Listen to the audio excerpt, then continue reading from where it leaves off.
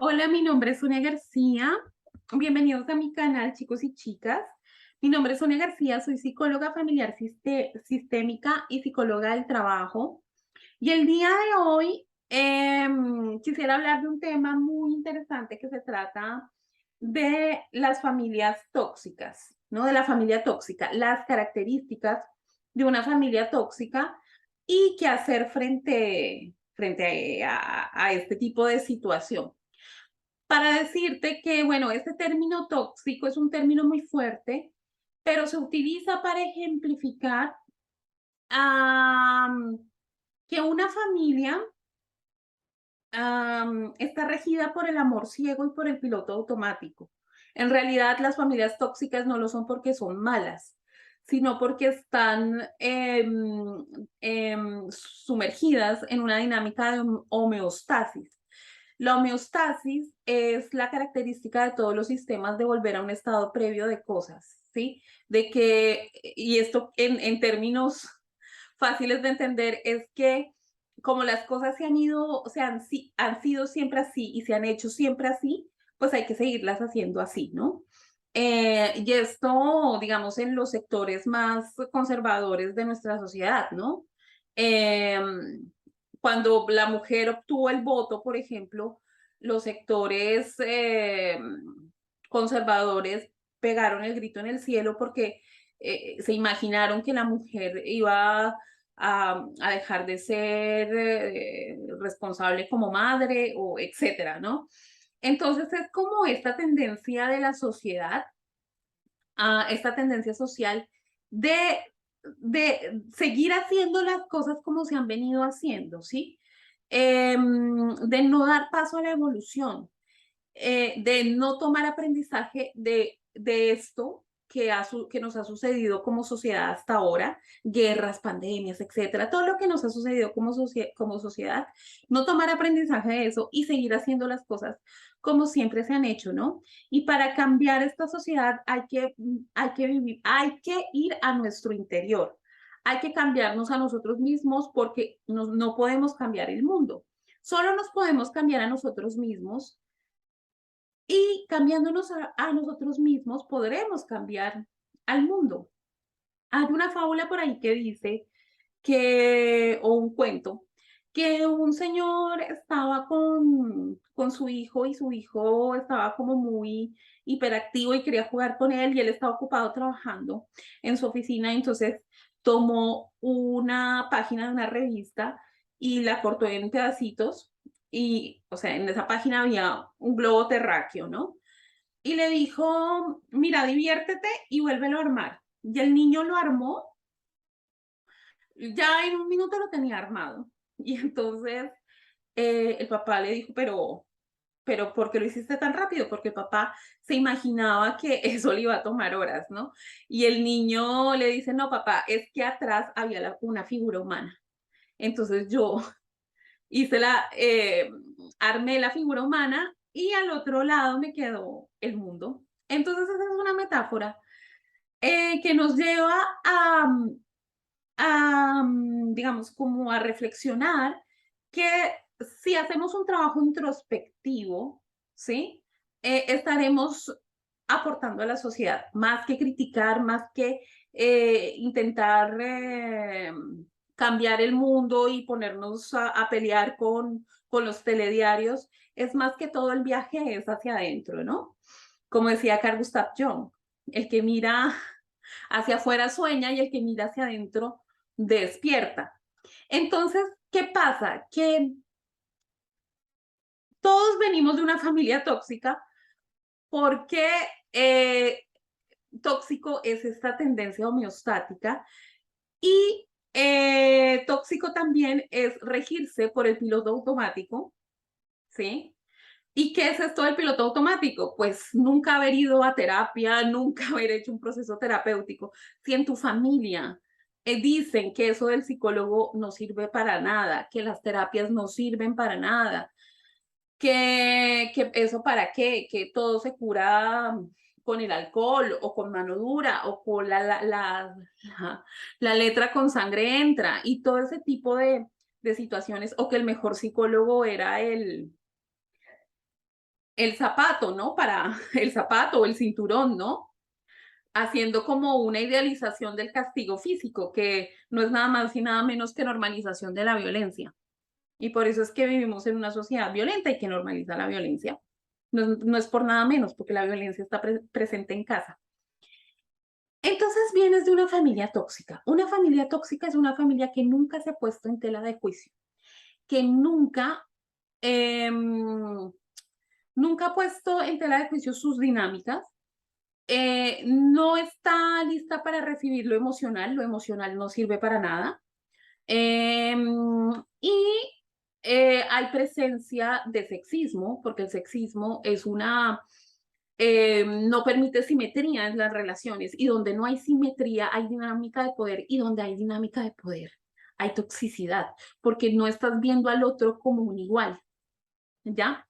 Entonces, si todas estas características se reúnen, que todas las familias creo que algo las tienen, pues tu familia es tóxica.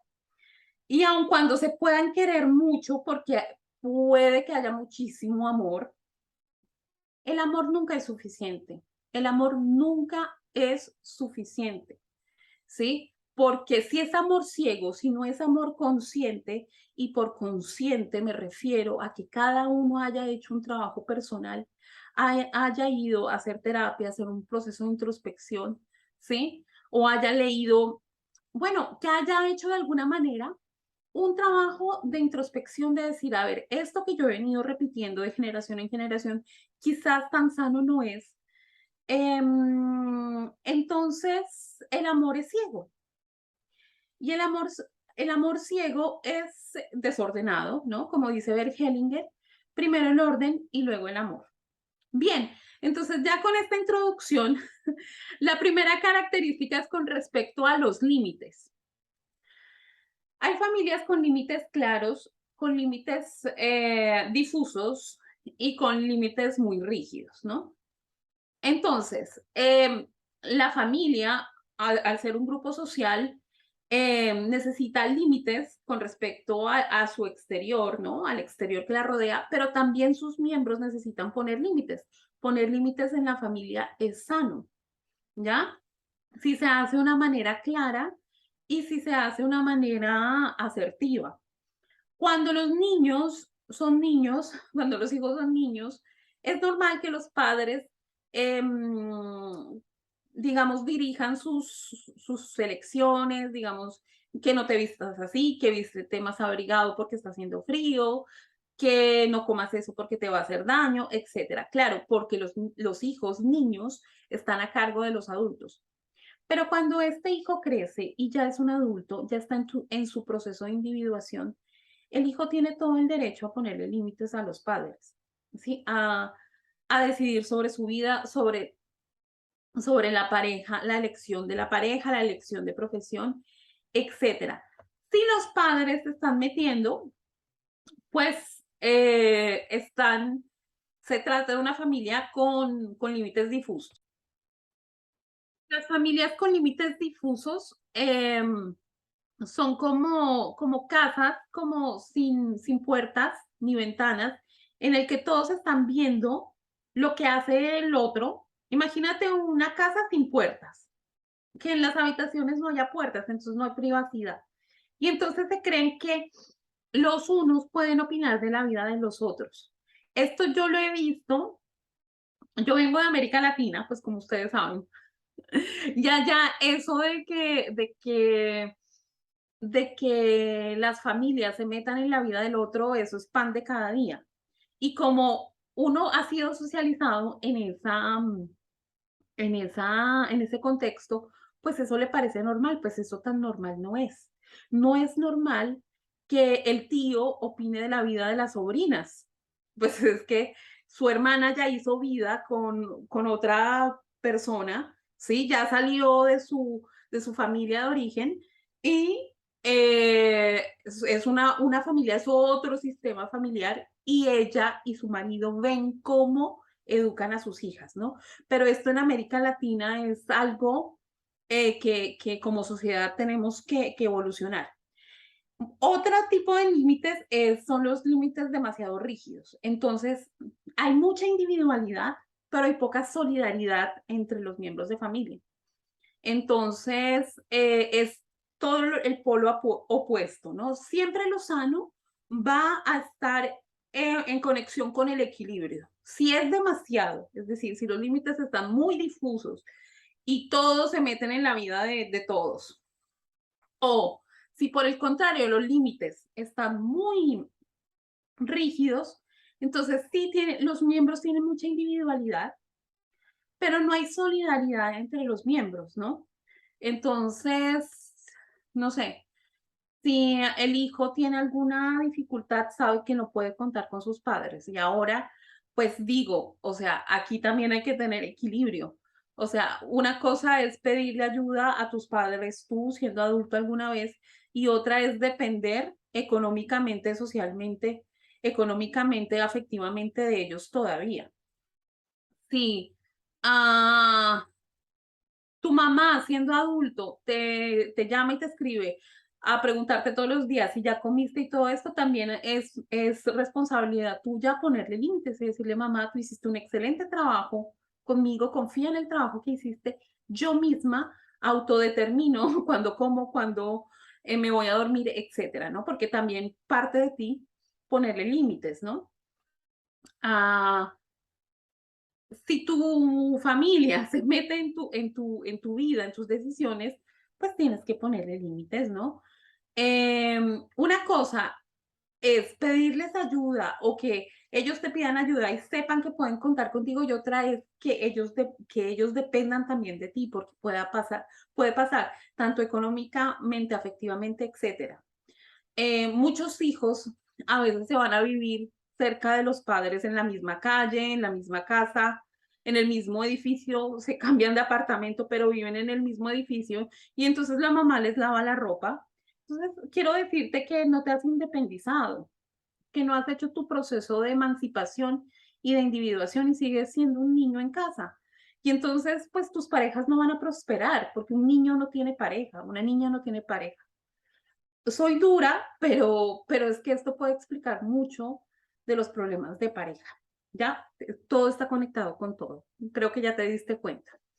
Entonces, esa es la primera característica. Hay un desequilibrio en los límites. O son muy laxos o muy cerrados. Entonces, eso hace que haya familias aglutinadoras, como si vivieran todos en una casa, sin puertas ni ventanas, y entonces el uno opina de lo que hace el otro. Yo recuerdo que cuando joven tuve que decirle a alguno de los hermanos o las hermanas de mi madre que la que decidía, porque se estaban metiendo en mi grado, en la fecha de mi grado. Entonces yo les dije que los únicos interesados, porque yo era en ese tiempo menor de edad, eran mis padres y ellos no les incumbía. Y aunque sonó duro, ¿sí? Fue mi manera de poner límites, ¿ya? Entonces, muchas veces no es por amor que las otras personas opinan, ¿sí? Aunque sean de tu familia, es por ellos mismos, porque quieren controlar y porque quieren, ah, digamos, porque están inmersos en esta fuerza homeostática de querer que las cosas sean como siempre han sido. La segunda característica son los roles muy rígidos. Es decir, los padres dan y los hijos toman y no puede ser al contrario. No puede ser que los padres esperen que los hijos les retribuyan sus cuidados, su dedicación, el dinero invertido, porque los hijos no son un negocio, ¿no? Sin embargo, hay muchos padres que esperan secretamente que sean los hijos los que les curen sus heridas infantiles que ellos mismos tienen con sus padres. De ahí la importancia de no idealizar a papá y a mamá, porque la idealización me puede estar protegiendo de ver mi herida con ellos, ¿sí? Porque si yo los idealizo, entonces no veo el niño herido, de pronto mi madre o mi padre hicieron lo mejor que pudieron, pero eso no quiere decir que yo no haya querido inconscientemente ser maternada de otra forma, de pronto más presencia, más afecto, recordar que antes las familias tenían muchos hijos, ¿no?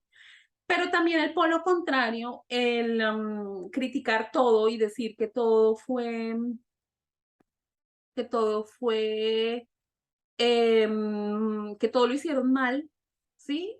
También es contraproducente porque te refuerza más la herida y porque no puedes tomar desde esa posición el aprendizaje que esta herida te dejó, porque finalmente, em, si tus padres hubiesen sido perfectos, tú no hubieses tenido estas heridas para transformar, que finalmente venimos aquí a la vida a desaprender, ¿no?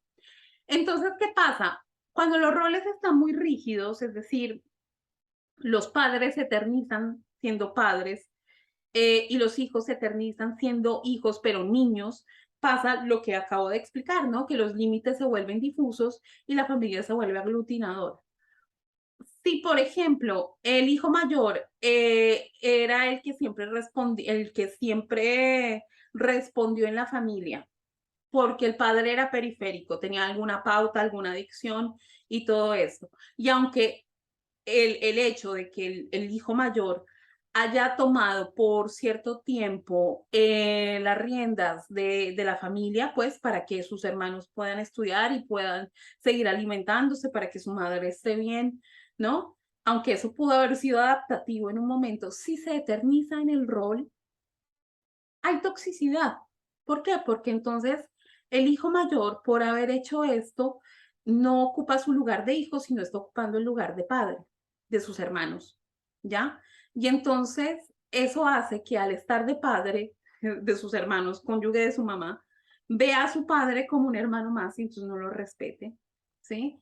Y tenga conflictos con su padre precisamente por eso. Y a su misma vez, él no pueda tener pareja porque está de cónyuge de su madre. O si la tiene, su pareja es un desastre, ¿ya? Su vida de pareja es un desastre. Entonces, los roles muy rígidos por mucho tiempo, y esto me recuerda a la película Encanto, que si no has visto el video te lo recomiendo, es excelente. Ahí yo hago un análisis profundo.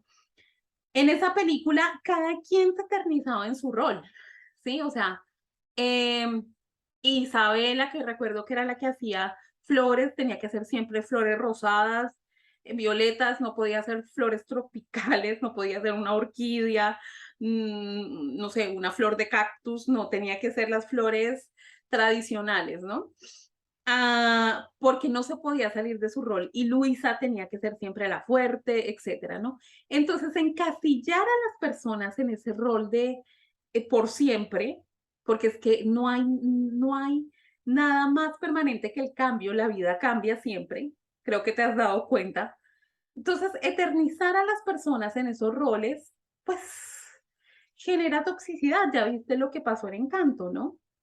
Que la familia se había construido a partir del dolor de la abuela. La abuela no había hecho el duelo de la pérdida de su esposo y había construido, digamos, esa familia alrededor de esa herida y la abuela había caído en dinámicas narcisistas. Era ella la que mandaba, pues, como lo que se hacía, ¿no? Determinaba lo que se hacía.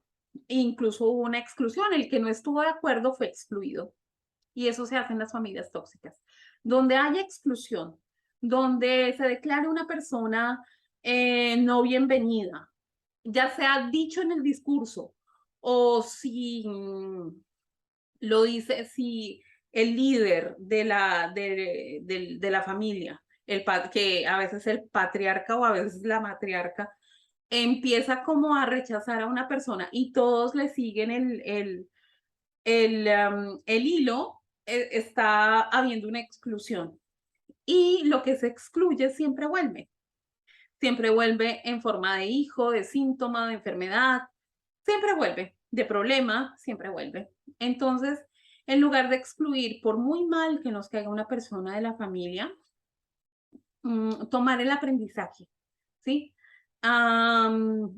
Tomar eh, lo que, digamos, eso que me molesta, ¿cómo lo puedo yo transformar? ¿Sí? Porque esa persona quizás me está mostrando creencias rígidas que yo por ahí debería poner en tela de juicio. ¿no? Entonces, esto con respecto a los roles.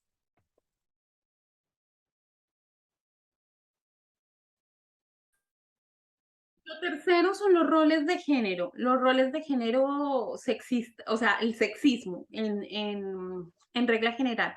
Es decir, que los hombres, sea consciente o inconsciente, porque ya te he explicado que la comunicación tiene diferentes niveles y la comunicación puede ser no verbal y puede haber un mensaje analógico, aunque digitalmente, analógico quiere decir por debajo sí, mi comunicación no verbal, aunque yo con las palabras estoy diciendo otra cosa, ¿no? Entonces, por ejemplo, eh, sí, en las familias hay como una cierta subestimación de las mujeres, que no se las considera como al igual que los hombres, que siempre cuando es el hombre el que habla, las otras se callan, o la familia se calla, pero es cuando es una mujer, entonces la interrumpen, ese tipo de situaciones, ¿no? Em, o la misma idea, que lo diga un hombre, pues tiene validez, pero que lo diga una mujer, entonces ahí sí no, ¿no? Y esto de parte de hombres y mujeres, porque para que haya machismo no se necesita que hayan hombres, ¿sí? Las mujeres podemos ser muy machistas y muy misóginas entre nosotras. De ahí la importancia de la sororidad, de vernos como hermanas, de no vernos como enemigas, porque el que nos veamos como enemigas es el triunfo de estas dinámicas sexistas, ¿ya? Entonces, y eso no quiere ser amiga de todas y que tengas que aceptar amistades que te descalifiquen o relaciones con familiares mujeres que te descalifiquen, que te maltraten, no. Pero es no poner a los hombres solo por ser hombres, por encima de las mujeres, ¿ya? Si, por ejemplo, mi hermano tuvo una pelea con su novia y entonces mi mamá dice que la novia de mi hermano está loca y mis otros hermanos también dicen que es una loca celosa. Bueno, yo porque entonces es mi hermano, entonces me voy a poner de parte de mi hermano automáticamente. No, a ver, espérate un momento. O sea, a ver, ¿sí? Quizás mi hermano no esté siendo responsable afectivamente, quizás no esté asumiendo el compromiso de la misma manera que su novia espera, ¿sí? Entonces, es como, no se trata de dejar de querer a mi hermano y preferir a la novia de mi hermano, y entonces, no, pero se trata es de no acusar directamente a las mujeres con misoginia, ¿ya? ¿Me hago entender? Bien, entonces, en las familias tóxicas hay sexismo, hay machismo, aunque no se diga explícitamente. Si se habla mal de las mujeres, mm, si se pone a los hombres en primer lugar. Yo veía esto mucho en el contexto donde yo crecí, que a veces ni siquiera se preguntaban entre ellas cómo estaban, entre familiares, entre mujeres, sino cómo estaba el marido. Cosa que a mí siempre me llamó la atención, ¿no? O sea, directamente a saber cómo está el hombre y tú cómo estás, o sea, como que... Y lo pasaban de alto no por malas, sino porque es como que el hombre pobrecito no puede, ¿no? O sea, el hombre no se puede valer, es decir, no trabaja mucho y entonces, pero ella como es mujer, entonces ella sí se desenvuelve sola. Me hago entender, porque es que el sexismo también trae privilegios y trae desventajas, tanto para las mujeres como para los hombres. Para las mujeres, en el sentido en que, mm, digamos, que yo sea, digamos, dependiente económicamente de mi pareja y que yo no trabajo.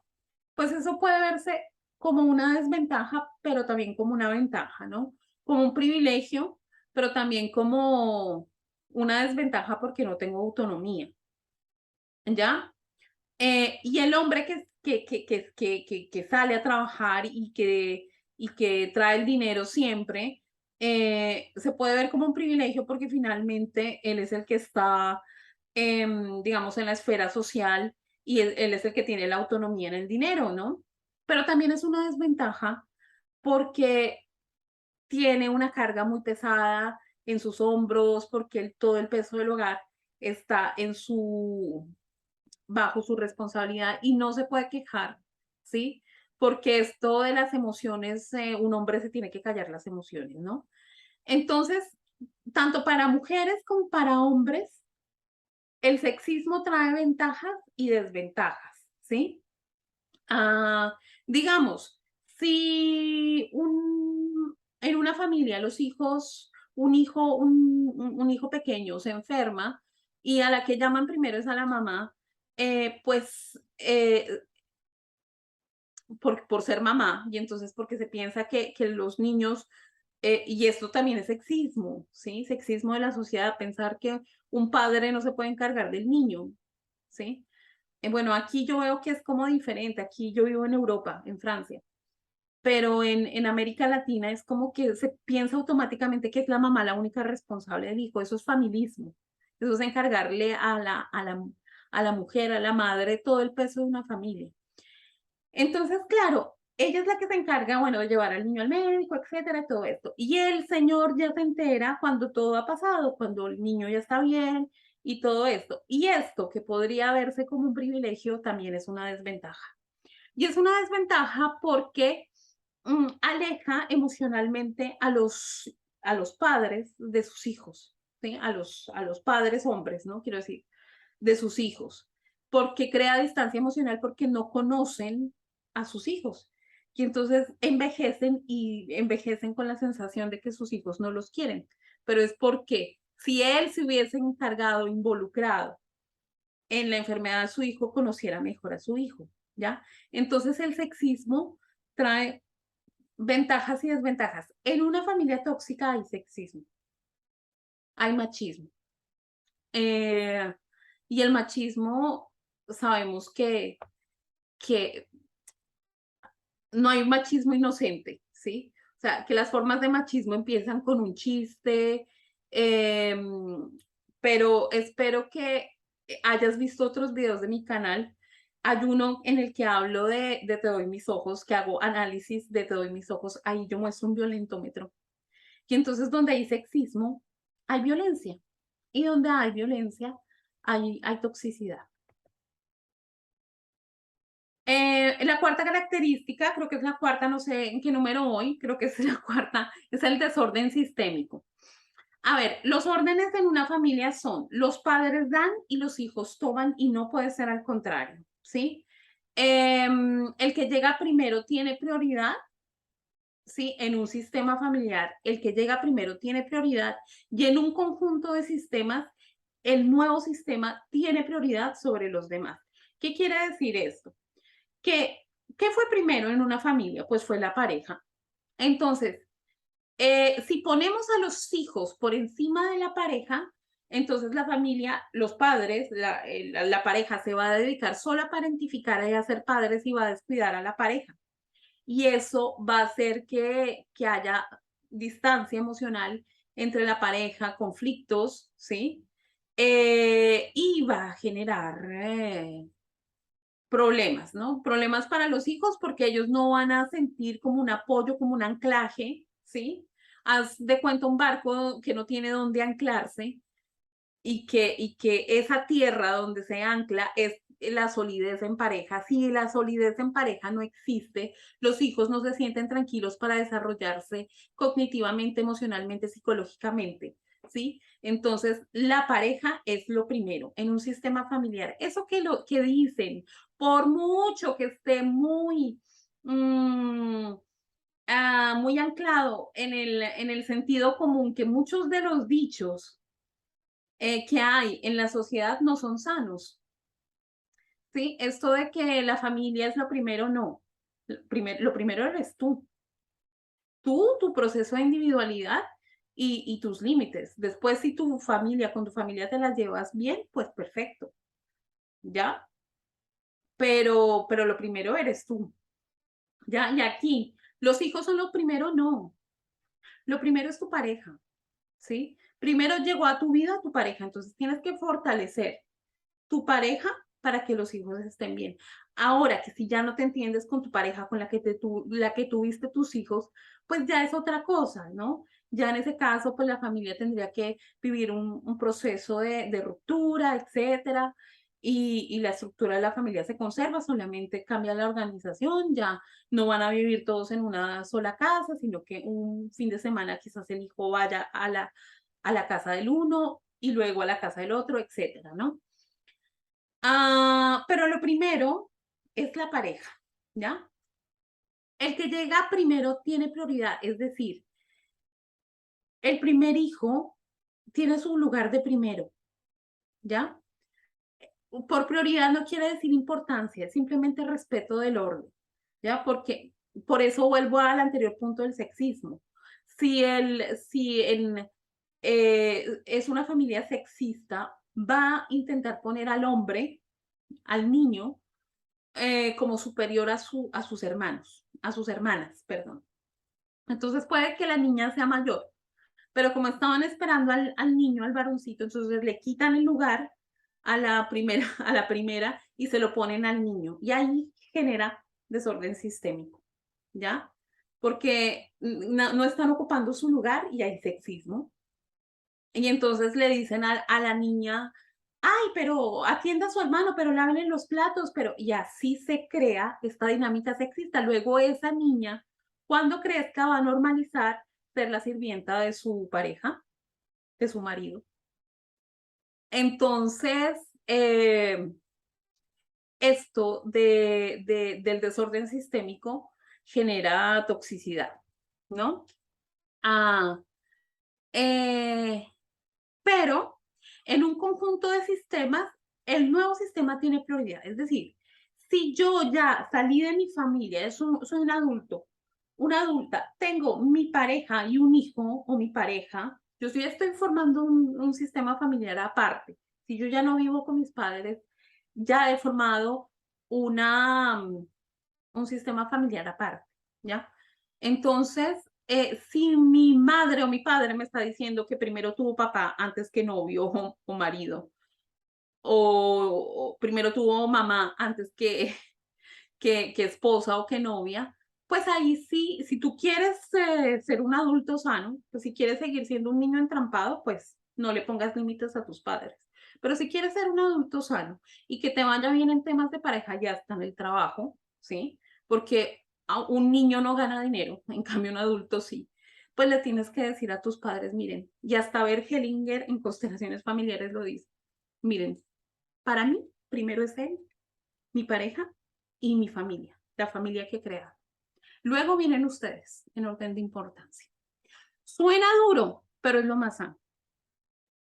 A veces lo más sano no es lo que la gente le gustaría escuchar. Bueno, como quinto lugar está la triangulación, que viene ligado con esto del desorden sistémico. Si se ponen en primer lugar a los hijos y se deja de lado la pareja, lo que va a suceder es que van a existir conflictos de pareja e consciente o inconscientemente van a triangular al hijo. ¿Qué significa triangular? Triangular es ponerlo de parte del uno, ponerlo de parte del otro, ponerlo de parte mía en contra del otro o que el otro, mi pareja, lo ponga de su lado en contra mía, ¿sí? Para yo sentirme apoyado, ¿no? Como para hacer una coalición contra el otro. Y esto es cuando hay problemas de pareja. Entonces,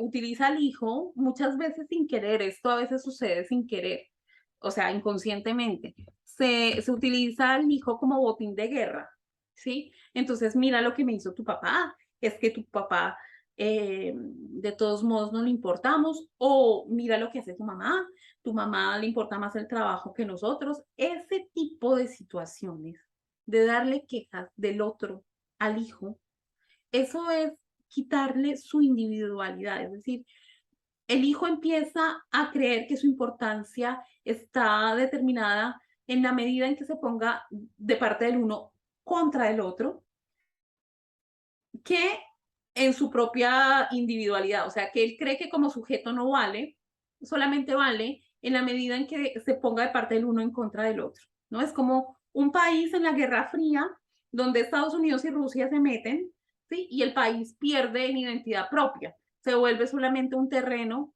o sí, un campo de guerra entre entre dos potencias, ¿no? En este caso, papá y mamá, ¿ya?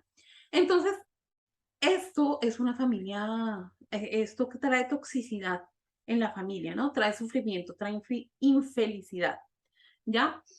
Am, los problemas de pareja son, digamos, difíciles de gestionar solo, pero entonces busca la ayuda de una persona externa, profesional, una persona que no tenga mucho que ver con la familia, porque si no se estaría desplazando la comunicación y que la comunicación se desplace con un tercero que está involucrado también en la familia, pues también es triangulación, ¿ya? Entonces, si tienes problemas de pareja, pues háblalos con un profesional, pero no triangules a tu hijo, porque tu hijo o tu hija necesita también de la fuerza vital de ese padre que aun cuando tenga problemas contigo, ¿sí? Es el padre o es la madre que tú elegiste consciente o inconscientemente para ser como co-creador, como progenitor de tu hijo, ¿ya? Entonces, si quieres que tu hijo, porque esto a la larga le trae problemas es a tu hijo, y problemas de pareja, porque si tu hijo está triangulado y está de parte tuya en contra de su padre, digamos que fuese un niño, está de parte tuya en contra de su padre, entonces está de pareja tuya, ¿sí? Y entonces no va a tener energía de vida, no va a tener espacio em, psicológico, energético para tener una pareja sana. Y las parejas que establezcan no van a prosperar. Entonces, la triangulación es una de estas características de la familia. La sexta característica es el desequilibrio en las fuerzas que ejercen la familia. En la familia hay fuerzas centrípetas y centrífugas. Las fuerzas centrífugas son las que van a empujar hacia afuera y las fuerzas centrípetas son las que van a empujar hacia adentro. Cuando en una familia tiene hijos pequeños, tiene hijos niños, pues en edad escolar, las fuerzas tienden a ser centrípetas, es decir, a mantener a los miembros de la familia, perdón que no me he pintado las uñas, a los miembros de la familia ahí en la familia, ahí pues en el círculo familiar, quiero decir, ¿sí? Pero cuando los hijos son adolescentes y se vuelven adultos, la dinámica sana es que la familia pase a tener fuerzas, pase armónicamente a tener fuerzas centrífugas, es decir, que expulse a los miembros hacia afuera, a que se individualicen, a que se vayan de casa, a que construyan una pareja y salgan del hogar, porque finalmente tus hijos van a salir algún día de casa, ¿no? Espero que lo tengas claro. Entonces, em, ¿qué pasa?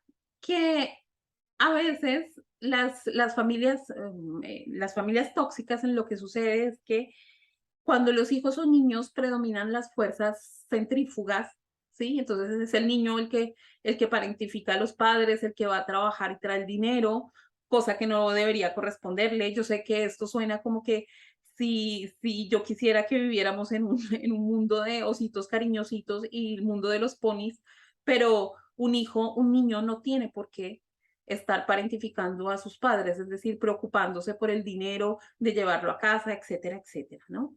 A veces esto ha sucedido en generaciones anteriores porque no ha podido suceder de otra manera, ¿no? Pero, es decir, no es sano para ese niño, ¿sí? Tendrá que hacer un proceso terapéutico para sanar todo esto. Pero que haya fuerzas centrífugas cuando en una familia los hijos todavía son niños no es tan sano. Ya que si los hijos son adolescentes y adultos, ahí sí, porque el adolescente, el adulto para construirse necesita ser, necesita hacer relaciones sociales por fuera del hogar, ¿no? Y además también para construirse, ¿sí? Para dejar de ser niño y construirse como ser humano, ¿ya? Am, y cuando son adultos, dominan fuerzas centrípetas, o sea, en una familia tóxica, cuando los hijos son adultos, entonces, o adolescentes o adultos, dominan fuerzas centrípetas. Entonces, em, los hijos son adolescentes y nunca se los deja salir. Se invalida lo que los hijos hagan fuera de casa, se les quiere cortar relación, como que para que ellos solamente se relacionen con los miembros de la propia familia, o se invalida las nuevas ideas o las nuevas experiencias que el hijo está teniendo, ¿no? Por ejemplo, que el niño, el adolescente vaya a la casa de su amiguito donde son extranjeros y hablan otro idioma. Y entonces el adolescente llegue a casa y diga, ay, papá, me gustaría estudiar otros idiomas, hablar inglés como en la casa de mi amiguito. Y entonces que sea adolescente, pues, ¿no? Que ya sea un adolescente de unos 15, 16 años y que los padres le digan, no, no, no, es que eso de los idiomas no sirve para nada. Aquí en esta casa hablamos cristiano, ¿no? Como para decir, aquí hablamos solamente la lengua materna y ya, ¿no? Entonces eso es como una manera de cortarle las alas al hijo, ¿no? Y hacer dominar fuerzas centrípetas, y esto hace que una familia se vuelva tóxica. Cuando el hijo es adolescente y adulto, tienen que dominar las fuerzas centrífugas de una manera sana.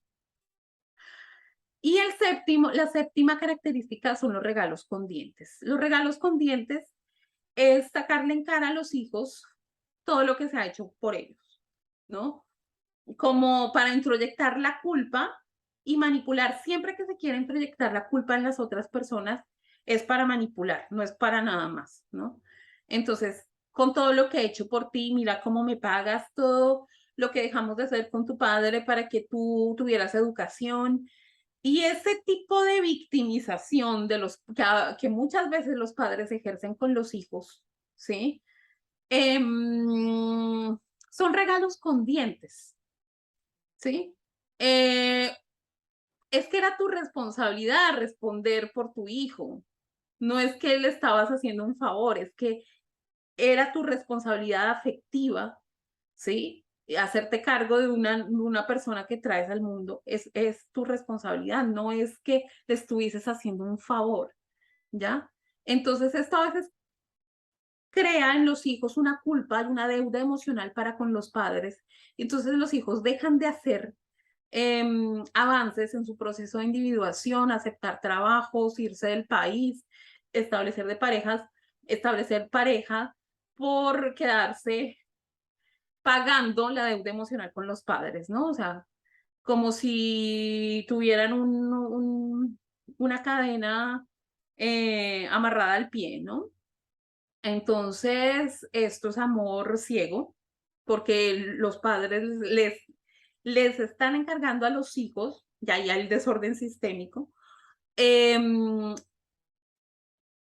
les están encargando afecto que no recibieron de sus padres y que deben ir a trabajar esas heridas infantiles en terapia en lugar de encargárselas a sus hijos, ¿no? Y la octava característica es estar muy pendiente del que dirán y de la religión de turno. Que aunque yo soy respetuosa con este tema de la religión, pero sí, eh, si en una familia, bueno, también está la presencia de secretos familiares, que creo que no lo he nombrado, ¿no? O sea, si hay secretos, sobre todo, en todas las familias hay secretos, pero sí hay secretos sobre el origen de las personas, es decir, que siempre se les dijo que el padre era este y no era el padre, sino era otra persona. Ese tipo de secretos también traen toxicidad porque en el inconsciente nada se pierde, ¿no? Y todo llega a salir a la luz, ¿sí? Entonces, este tipo de secretos también traen toxicidad en la familia. Lo que decía también es que estar muy pendiente del que dirán y de los valores religiosos, o sea, mucha rigidez con ese tema. Eh, en el sentido en que si en una familia está muy pendiente de lo que piensan los demás, ¿sí? Entonces es una familia que está encaminada a complacer y a aparentar en lugar de ser honestos y que haya una honestidad, ¿no? En las relaciones. Entonces, cuando se privilegian los de afuera en desequilibrio a los de adentro, pues se crea dinámicas de toxicidad. También cuando los valores son muy rígidos. Y aquí quiero decir que un valor no es virtud en sí mismo. También la exageración de ese valor cae en degeneración del mismo. Me explico. Por ejemplo, que en esta familia somos todos muy honestos y decimos la verdad y somos muy honestos. Bueno, pues la honestidad, aunque suene bonito y suene un valor como muy loable, ¿no? Pero en exceso, si tú eres honesto y no tienes filtros y no tienes formas de decir las cosas y vas disparando sinceridad de una manera violenta, pues ese valor de la honestidad se convierte en un antivalor. Entonces, si los valores están muy rígidos, ¿no? De que aquí somos pobres pero honrados, que eso es un discurso para tener problemas de dinero. Si no lo pones en tela de juicio, es para tener problemas de dinero todo el tiempo, ¿no? Porque sobreentiende que si tú tienes dinero, entonces no eres honrado, ¿no? Entonces, ese tipo de valores, si son muy rígidos, si no permiten equilibrio, eh, y si hay mucho apego a lo que dice la Biblia y lo que dice el sacerdote en la misa, por ejemplo, que si en el Evangelio decían que más fácil es que pase un camello por el ojo de una aguja que un rico al reino de los cielos, pues entonces si se apegan al pie de la letra de lo que dice, ¿sí? Pues nunca van a tener prosperidad, ¿ya? Porque van a querer entrar al reino de los cielos. Entonces también poner en tela de juicio los valores de la sociedad, del entorno religioso y todo esto, ¿no? Y esto no quiere decir, si tú crees en Dios y eres creyente y todo esto no quiere decir que dejes de lado tu religión o que no creas en Dios. Yo creo en Dios, pero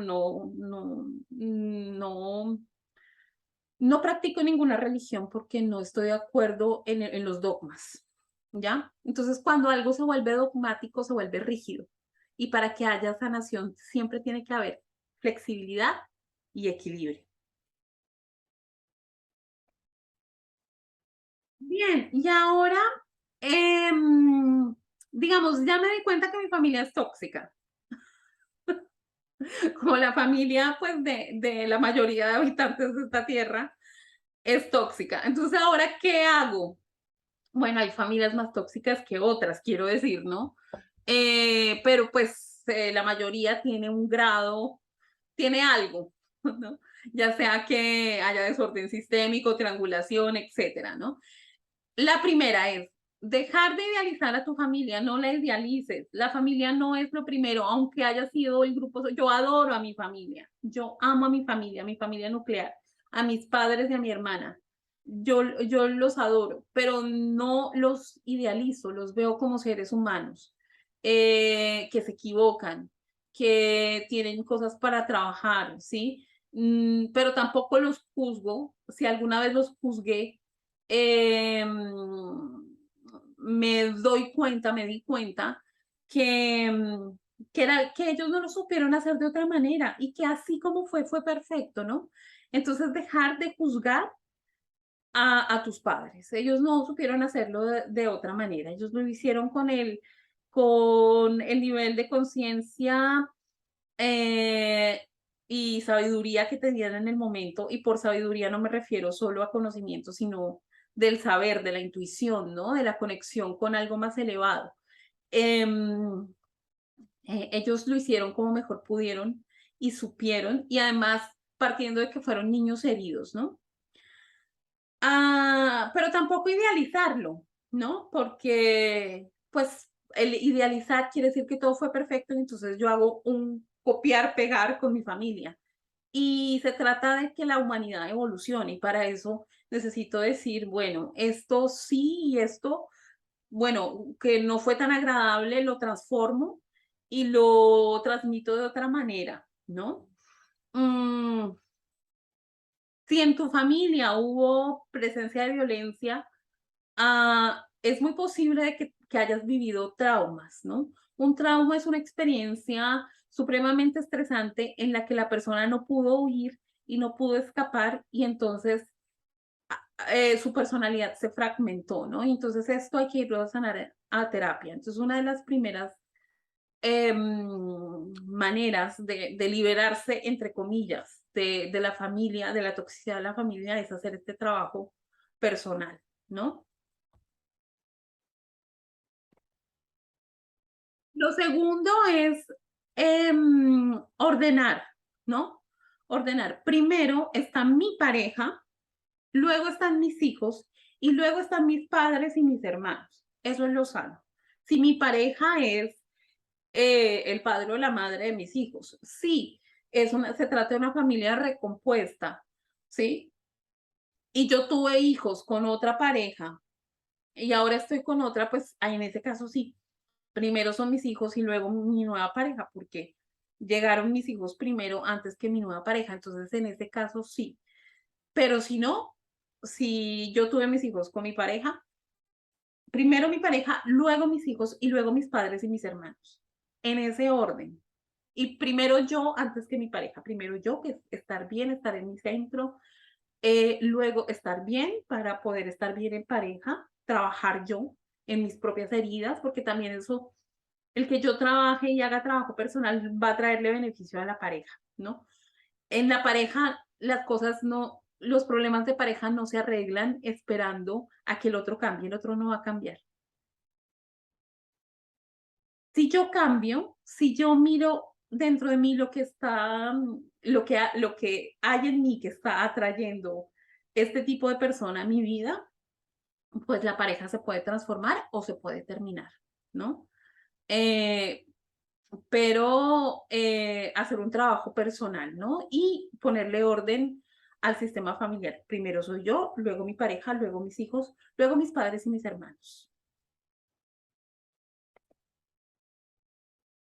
Lo siguiente es salir de la triangulación. Si yo me doy cuenta, si yo me di cuenta de que soy un hijo triangulado, si yo fui un hijo triangulado, si siempre estuve triangulado con mis padres, es decir, que mi mamá me tomaba como paño de lágrimas de los problemas que ella tenía con papá y viceversa, pues es muy posible de que yo haya sido triangulada. Y entonces yo esté todavía de esposa de mi mamá o de mi papá, y esto me va a traer a la larga problemas de pareja. Entonces lo que yo tengo que hacer es visualizar a mis padres. Te invito a hacer un ejercicio, visualizar a tus padres y decirles, yo ocupo mi lugar de hija, dejo de inmiscuirme en sus asuntos, lo que es entre ustedes se queda entre ustedes y yo me hago a un costado, ¿no? Y eso es como para salir de esa triangulación y dejar de ser el botín de guerra del conflicto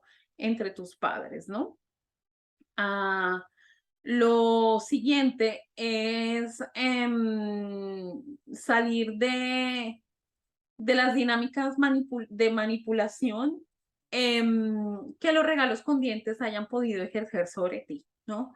Entonces, y eso pasa por poner límites. Si tu padre o tu madre te están diciendo, es que mira con todo lo que hice por ti y tú ahora me quieres dejar porque te quieres ir del país y quieres, o te quieres casar y te quieres ir de casa, pues estás claramente ante unos regalos con dientes como una catedral, ¿no? Entonces ahí lo que tienes es que decirle, bueno, mamá, yo te agradezco mucho por la vida, primero que todo, por los cuidados que me diste, por todo esto, pero yo como ser humano necesito hacer mi proceso de individuación y emanciparme, ¿no? Porque la manera de honrar a los padres es ir hacia adelante. Un río jamás regresa a la fuente, al árbol o a la roca que le dio vida. Un río siempre va hacia el mar, ¿ya? Entonces, la mejor manera de honrar a los padres es haciendo algo por la humanidad, ¿sí? Creando un proyecto, haciendo un invento, escribiendo un libro, algo para la humanidad. De esa manera honras a tus padres, no quedándote al lado de tu mamá, siendo pareja de ella porque ella no pudo construir una vida de pareja después, ¿no? Em, entonces, se requiere valentía, ¿no? Se requiere valentía, pero se trata también de tu vida, que nadie la va a vivir por ti. Bien. Y lo siguiente es poner en tela de juicio las dinámicas sexistas, darte cuenta de ellas, ¿sí? Em, el sexismo es una manera de jerarquización que no permite equidad en las relaciones, simetría en la relación de pareja para que sea sana, tiene que haber una simetría, los dos se tienen que ver como iguales.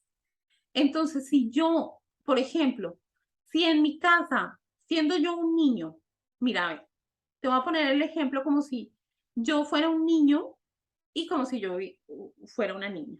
Resulta que a la hija de mi vecina la abusaron sexualmente, ¿no?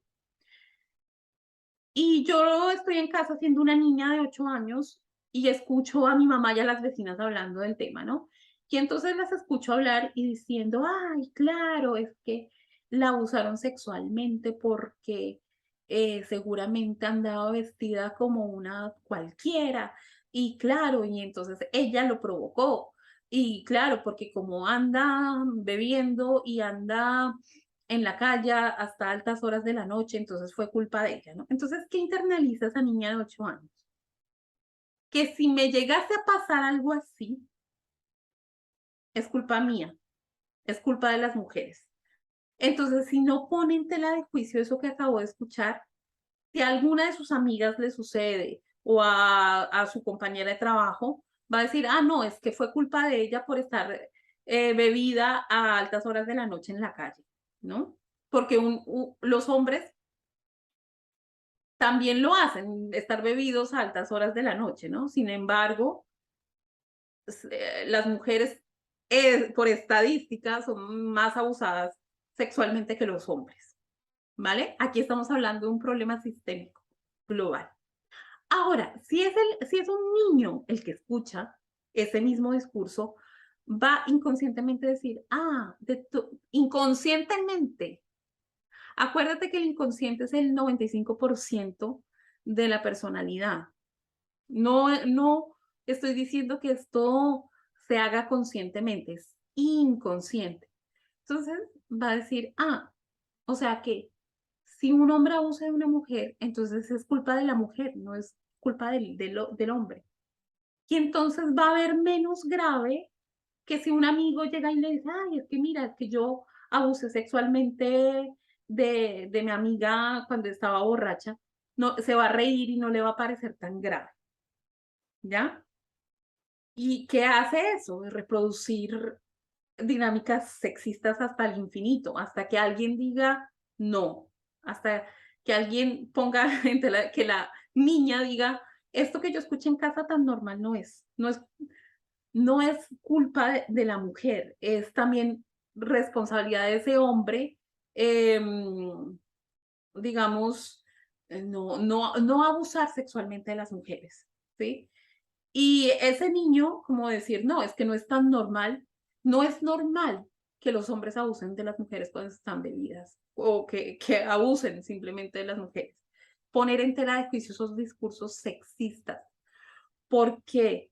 Porque el sexismo ejercido se mira con los propios hijos, es decir, a veces son los propios hijos, porque los hijos son los maestros, que nos muestran nuestro propio sexismo. Entonces, sí, yo siempre critiqué a la esposa de mi hermano porque muy celosa y pobrecito mi hermano que nunca pudo estar en paz porque mi cuñada muy celosa, ¿sí? Y mi hermano sí, borracho en fiestas y ella sufriendo, ¿no? Claro que ahí también hay responsabilidad inconsciente de ella, pero no.